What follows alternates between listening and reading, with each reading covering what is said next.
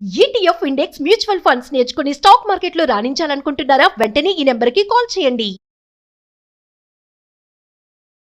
నమస్తే రమ్మగారు. నమస్తే జయ. రమ్మగారు, మనకి దీపావళికి ముందు ధనత్రయోదశి వస్తుంది. ఆ రోజు యొక్క విశిష్టత, ఆ రోజు ఏమన్నా ప్రత్యేకించి మనం పూజా విధానం ఉంటుందా? ముఖ్యంగా వ్యాపారస్తులు ఎక్కువగా పూజ చేసుకుంటారని వింటూ ఉంటాం కదా, దీనికి సంబంధించి చేసుకుంటారు.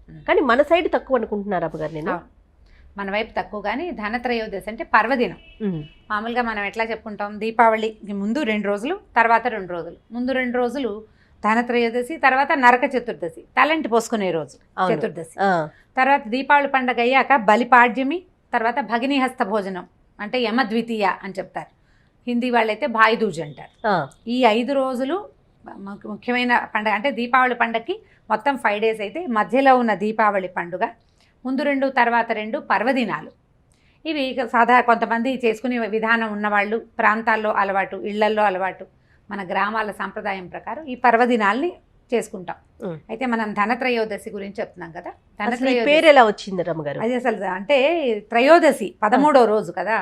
ఈ రోజునే పాలకడల నుంచి లక్ష్మీదేవి, ఆవిడతో వెనకాల వచ్చిన మొత్తం అందరూ పుట్టారు. అయితే లక్ష్మీదేవే కాకుండా అసలు పాలకడలిని చిలికింది దేనికోసం? అమృతం కోసం. ఈ అమృతం తీసుకురాలా లక్ష్మీదేవి, ఆమె వచ్చింది. ఆమె కూడా పాలకడల్లో కలిసిపోయింది. అదే కథలు చెప్పుకుంటూ ఉంటాం మనం. పాలకడల్లో కలిసిపోయింది. ఈ పాలకడలు చిలికేటప్పుడు మొదట హాలాహలం వచ్చింది, శివుడు తాగాడు. తర్వాత అమృతం వచ్చింది.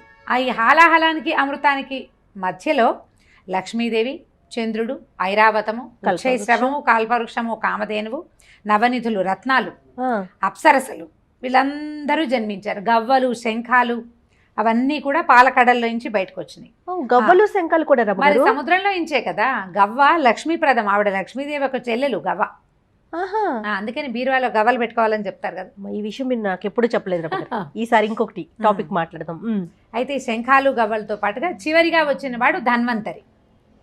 ఆయన అమృత కలశాన్ని తీసుకొచ్చాడు. ఆ ధన్వంతరి పుట్టిన రోజు కింద ధనత్రయోదశి అన్నారు. ఆయన పేర్లో ఉంది ధన. మనం ఏం చేసాం, ధన లక్ష్మి త్రయోదశిగా దాన్ని మార్చేసుకున్నాం. నిజానికి ఆరోగ్య ప్రదాత అయినటువంటి ధన్వంతరిని పూజించవలసిన రోజు. ఆయన వల్ల దేవతలకి అమృతం లభించింది, మానవులకి, లోకాలన్నిటికీ ఆరోగ్యం లభించింది. ధన్వంతరి దేవ వైద్యుడు, ఆయుర్వేదానికి ఆద్యుడు. మనకి ఆయుష్ ఉండాలంటే మొదట ఆరోగ్యం ఉండాలి. అవును. ఆరోగ్య ప్రదాత అయిన ధన్వంతరిని ఈ రోజును పూజించడం విధానం. అయితే లక్ష్మీ పూజ కూడా చేసుకుంటారు. మనకి లక్ష్మిని పూజించడానికి ఇక్కడి నుంచి 3వ రోజు దీపావళి పండుగ నాటి రాత్రి అమావాస్య నాడు లక్ష్మీ పూజ చేయటం మన పద్ధతి. అవునండి. ఈ రోజు కూడా లక్ష్మీదేవిని ఉద్దేశించి పూజించినప్పటికీ ప్రధానంగా ధన్వంతరి పూజని ముఖ్యంగా తీసుకోవాలి. ధన్వంతరికి ఒకే ఒక్క శ్లోకం, బాగా పుస్తకాలు అవి వెతికితే ఏదో ఒక శ్లోకం కనపడుతుంది, కొన్ని చోట్ల కనిపించదు కూడా.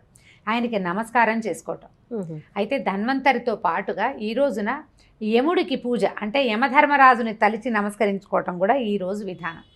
ఇప్పుడు మనం దీపావళి పండగ దీపాలు పెట్టుకుంటాం. మొదటి దీపం దక్షిణం వైపుకు చూపించాలి అన్న మాట వింటూ ఉంటామా? ఈ దక్షిణ దిక్కు ఏది? యమస్థానం, దక్షిణం.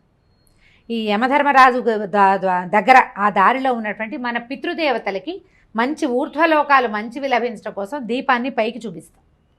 దీని తర్వాత వచ్చే కార్తీక మాసం అంతా దీపాలు పెడతాం. అవును. అవన్నీ కూడా ఆ దీపాలు ఏమిటి? పితృదేవతలకి ప్రీత్యర్థం, లక్ష్మీ ప్రీత్యర్థం. అందుకని దీపం పెట్టాలన్నది నియమం మనది. అంతే. ఇప్పుడు ఇవన్నీ మనకి తెలిసిందే.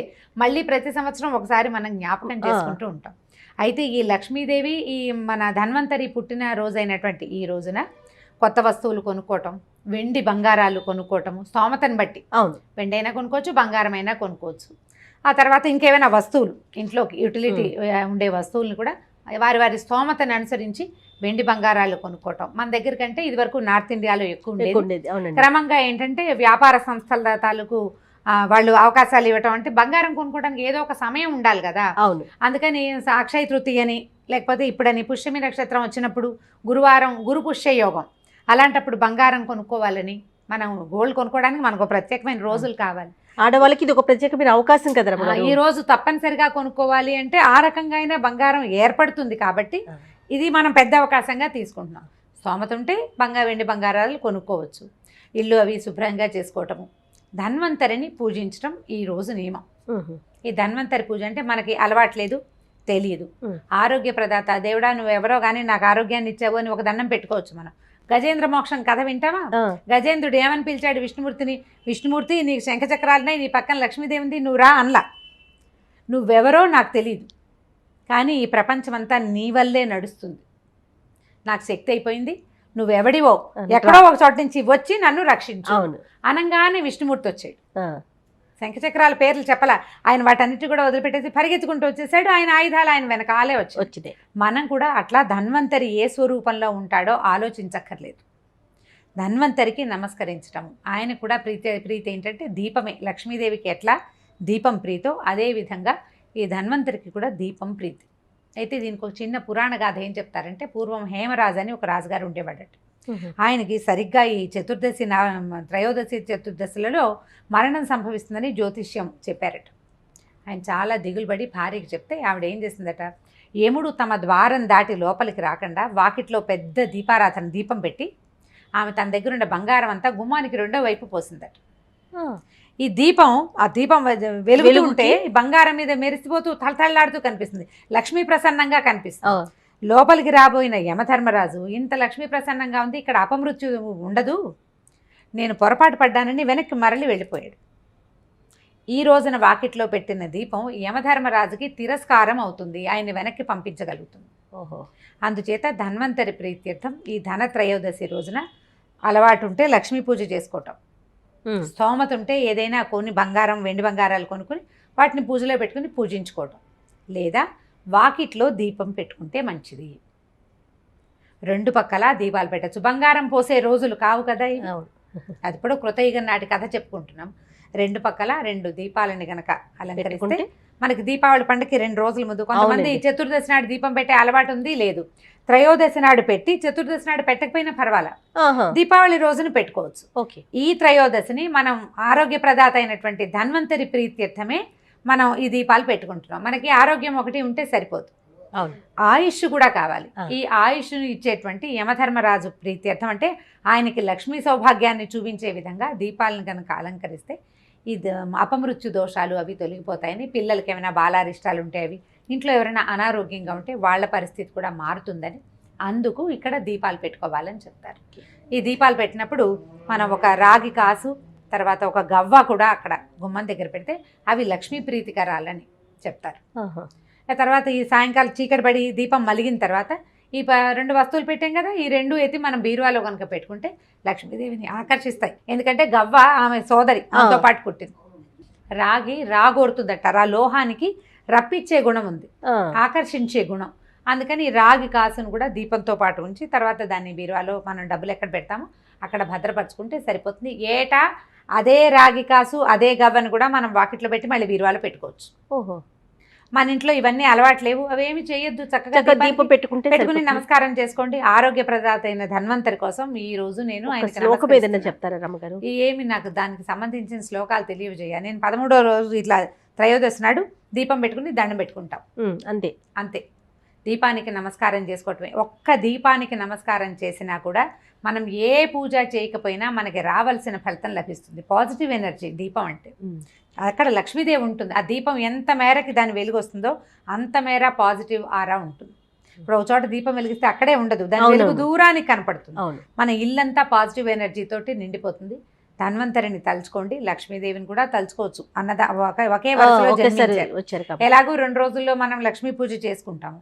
ఆ రోజు చేసుకుని వాళ్ళు ఇవాళే చక్కగా సాయంకాలం ఇంట్లో దేవతార్చన దగ్గర లక్ష్మీ పూజ చేసుకుని ఆ ధన్వంతరి ఆయన కూడా ఒక నమస్కారం చేసుకుని దీపాన్ని బయట పెట్టండి. దీనివల్ల మనకి ఆరోగ్యం సిద్ధిస్తుంది.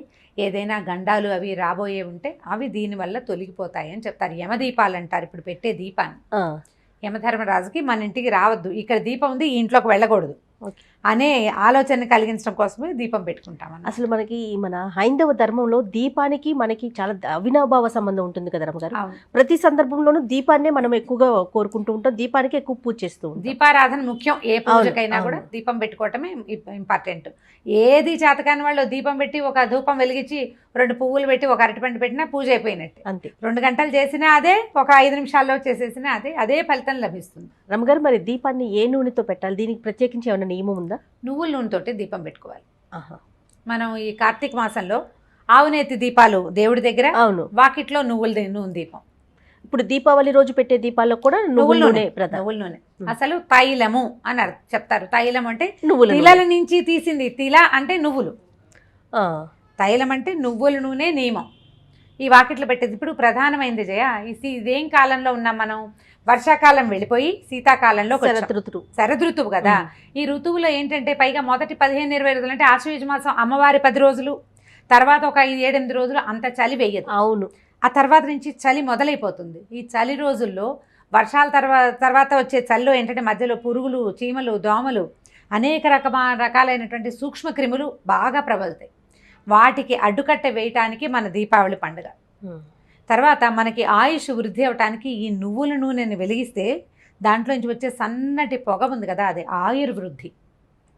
నేతి నుంచి వచ్చే వాసన అలాంటిది. నెయ్యి కాలితే వచ్చే వాసన కూడా ఆయుష్ పెంచుతుంది. ఈ నువ్వుల నూనె వల్ల కాలితే వచ్చే వాసన వల్ల కూడా మనకేంటంటే వాతావరణం ఎక్కువగా కాలుష్యరహితంగా అవుతుంది. ఆ కాలుష్యాన్ని పోగొట్టుకోవడానికి ఇప్పుడు ఈ దీపాలు అనేది ఖచ్చితమైన నియమం ఏర్పరిచారు. హైందవ ధర్మంలో ఏవి అతి ఆలోచనలు ఉండవు.